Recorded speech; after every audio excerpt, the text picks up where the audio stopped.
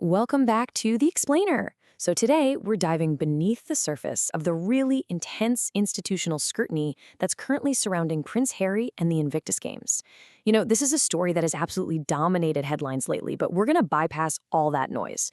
Instead, we're looking directly at the data, the actual financial filings, and the major organizational shifts that are driving this whole conversation. Let's get right into it.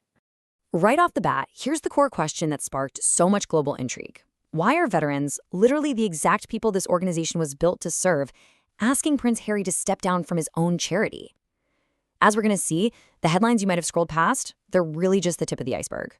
To truly understand the foundation of this controversy, we've got to look at how both sides are framing the narrative. And that brings us to a viral petition that's been circulating online. It claims his involvement raises significant concerns as he manipulates the event for his personal gain and media exposure.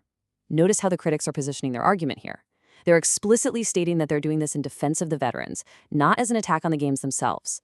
Basically, they're arguing that Prince Harry's continued central role has kind of shifted the focus away from the heroic stories of the competitors and turned it into more of a media circus centered around his persona.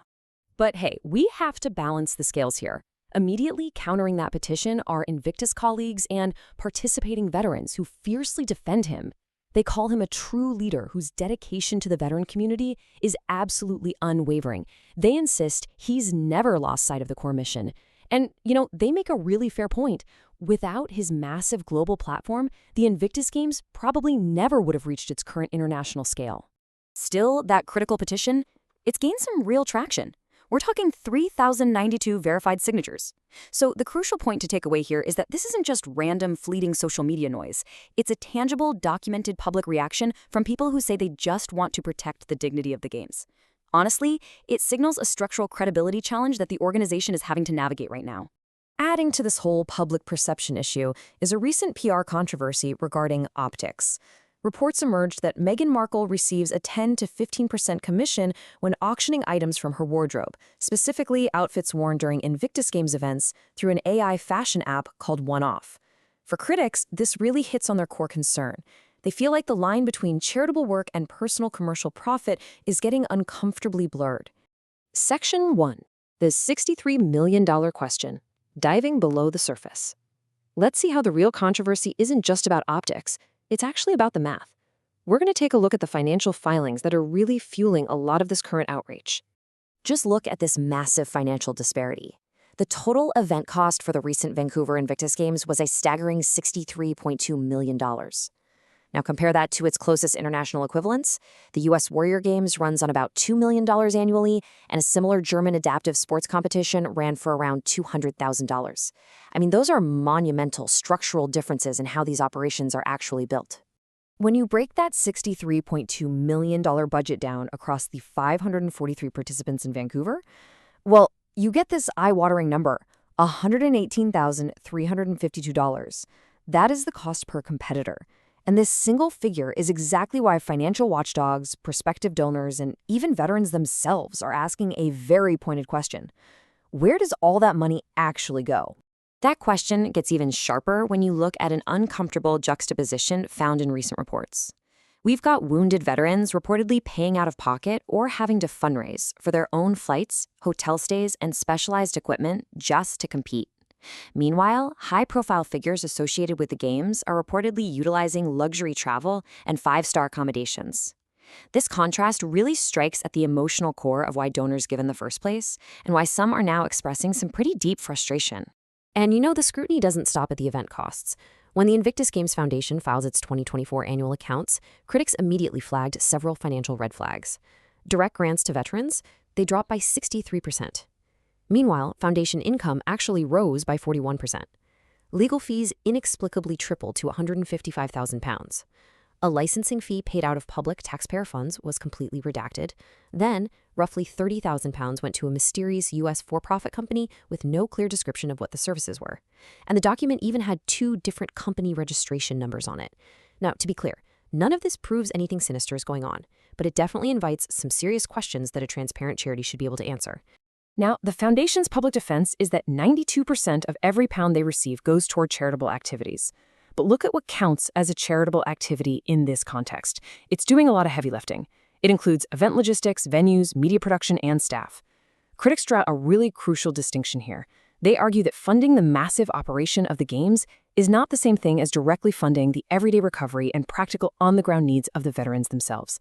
Section 2. Corporate Flight and Royal Retreat, the Institutional Exodus. Let's dive a bit deeper here, because these financial and operational questions, they don't exist in a vacuum. They're causing a very real ripple effect among the major institutions that traditionally support the games. Just look at this incredible contrast between the Vancouver Games and the upcoming 2027 Birmingham Games. Vancouver had over 40 corporate sponsors, including aerospace giant Boeing. Birmingham, they currently have about 11, and Boeing has notably exited the partnership entirely. Plus, early editions of the games heavily benefited from senior royal endorsement, which acted as this massive quality signal. But for Birmingham, reports indicate that absolutely no senior royals are expected to attend. That is a dramatic, serious reduction in both private backing and institutional presence. So, what happens when private sponsors step back? Well, the financial burden shifts. The UK government has committed up to £26 million in taxpayer funds for the Birmingham Games. But here's the catch. The city of Birmingham effectively declared bankruptcy in 2023. Critics are loudly asking why local taxpayers, who are already facing brutal cuts to public services, should be the ones covering the shortfall left behind by exiting corporate sponsors. Section 3. A broader charity pattern, reaching the ocean floor. To fully grasp this whole situation, we've kind of got to zoom out. Critics aren't just viewing the Invictus Games in isolation. Instead, they're pointing to what they see as a really uncomfortable pattern surrounding Prince Harry's broader charitable portfolio. Take a look at the broader governance pattern with these other associated organizations. Sentable, which Harry co-founded, faced highly publicized leadership disputes and board resignations. African Parks, where he held a board position, faced severe, unresolved abuse allegations in protected areas. And then his acceptance of the Pat Tillman Award generated intense public backlash over the selection criteria. The critics' argument here isn't necessarily about malicious intent. It's about a pattern. It seems organizations associated with his brand tend to accumulate heavy public complications, which makes them harder to fund and harder to attract talent to. Section 4. The future in Birmingham. What's on the horizon? As we look ahead to the Birmingham 2027 Games, all of these elements, the petition, the massive per-competitor costs, the redacted fees, and the exiting sponsors, they're all kind of converging on a single point in time. And so I leave you with this final thought. As Birmingham approaches, will it be a genuine reset for the Invictus Games, or just another chapter in this ongoing controversy? Will the foundation embrace radical transparency, address these financial concerns, and return the spotlight firmly to the veterans? Or will it just be business as usual, risking its entire legacy? It's a wildly developing story with incredibly high stakes for the wounded service members who rely on its mission. Thank you so much for joining me for this explainer today. Keep asking those smart questions, and I'll see you next time.